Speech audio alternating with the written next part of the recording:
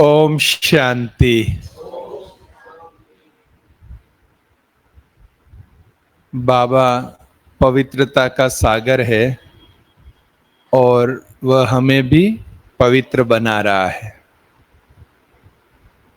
लेकिन पवित्रता की परिभाषा और पवित्र बनाने की विधि, वो सब समझना बहुत जरूरी है।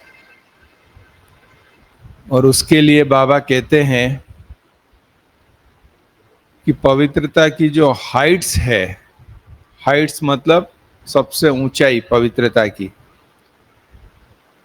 वो ये है कि एक बाबा को याद करना और किसी की भी याद मन में न रहे। ये हाईएस्ट पवित्रता है। आप इसकी महीनता को समझना कि एक बाबा की याद रहे और किसी की भी याद नहीं रहे। अब कई कहते हैं कि बाबा जो है ना, एक ईर्ष्यालु प्रेमी की तरह है, जीलियस लवर की तरह। बस वो यही चाहता है कि सब मुझे ही याद करें और किसी को याद नहीं करे। जैसे एक प्रेमी होता है, वो यही चाहता है कि भाई प्रेमिका सिर्फ मुझे याद करे और किसी को भी याद नहीं करे। तो क्या बाबा भी इस प्रकार से ईर्ष्यालु प्रेमी है? वो क्यों कहता है कि केवल मुझे ही याद करो, दूसरों को याद नहीं करो? दूसरे को याद करेंगे तो बाबा को क्या फर्क पड़ जाएगा? हम याद कर ले वे दूसरों को भी थोड़ा।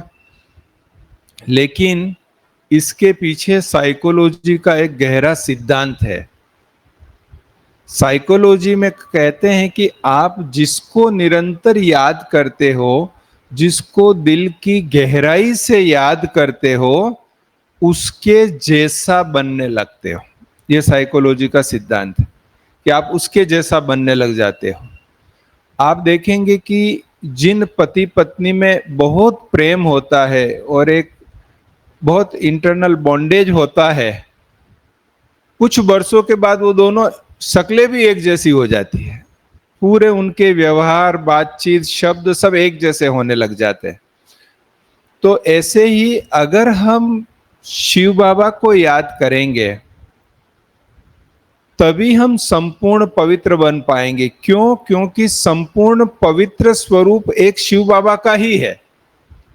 और इस दुनिया में, इस कलयुग में रहते हुए अगर हमें संपूर्ण पवित्र बनना है तो उस निराकारी स्टेज पर हमें रहना होगा निरंतर, जो शिव बाबा है। उस निराकारी स्वरूप में हमें रहना होगा और जो पवित्रता का सागर है उसकी निरंतर दिल से, गहराई से याद होनी चाहिए।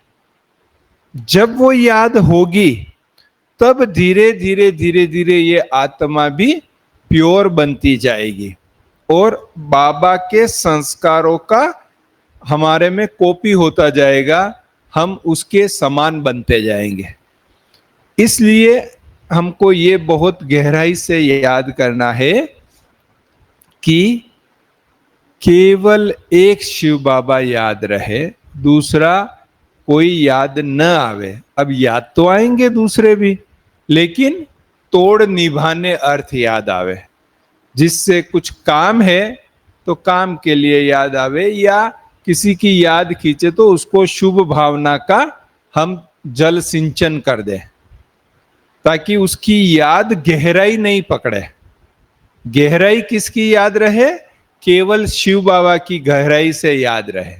बाकियों की याद, बाकियों की याद केवल कारोबार, अर्थ याद हो, अच्छा रिलेशन हो, बाकियों के कोई झगड़ा नहीं करना है भाई इसकी याद नहीं आवे इसलिए इससे झगड़ा कर लो।